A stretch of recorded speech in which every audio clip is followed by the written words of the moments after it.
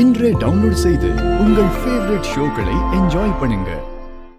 நான் நம்பின எல்லாரும் ஆளுக்கு ஒரு பக்கமாக இருந்து என்ன குத்திட்டீங்கல்ல.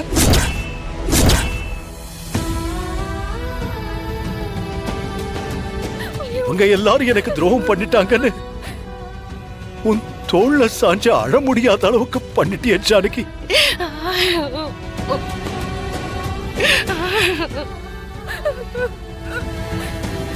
அப்பா, அம்மா ரொம்ப பாவப்பா.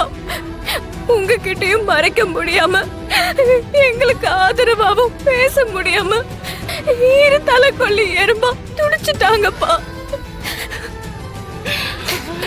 அப்பா, இதுல மாயாவுக்கும் சீனு மாமாவுக்கும் அம்மாவுக்கும் எந்த சம்பந்தமுமே இல்லப்பா. இங்க உண்மையான குற்றவாளி நான் தான்ப்பா. இதுல கதிர்மலை கூட தப்பு இல்லப்பா. ஆரம்பத்துல அவர்கிட்ட கூட மறைச்சிட்டு தான்ப்பா இருந்தேன். அப்பா, அப்ப நீங்க என்ன தண்டனை கொடுக்கறதா இருந்தாலும் எனக்கே கொடுங்கப்பா. அது எப்படி பண்ற தப்பையெல்லாம் பண்ணிட்டு ரொம்ப சுலபமா தண்டனை கொடுக்கணும்னு கேக்குற? நீ பண்ணது என்ன சாதாரண தப்பா? எவ்வளவு பெரிய பாவம்.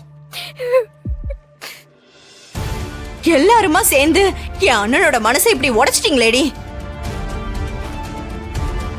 ஏய் பத்மா, அதனாலதான்டி அவ மன்னிப்பு கேக்குறா. நீ வேற ஏண்டி உன் பங்குக்கு ஏத்தி விடுற?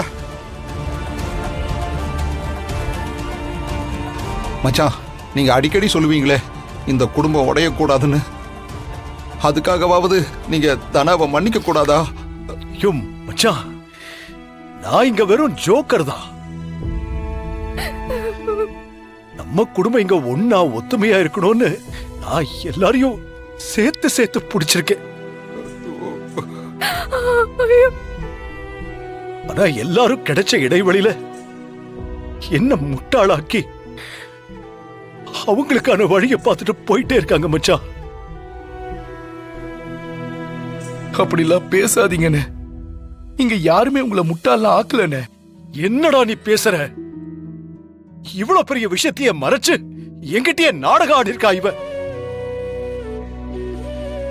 இது இது எதுவும் தெரியாம நான் காவடி எடுக்கிறது என்ன, பழங்கள்லாம் வாங்கிட்டு வருது என்ன, எல்லாத்துக்கும் மேல இப்போ தன்னாவுக்கு ஜடத்தக்கிற வரைக்கும் ஏற்பாடு பண்ணிருக்கேன்னா நான் முட்டாள் தானே? இல்ல மச்சான்,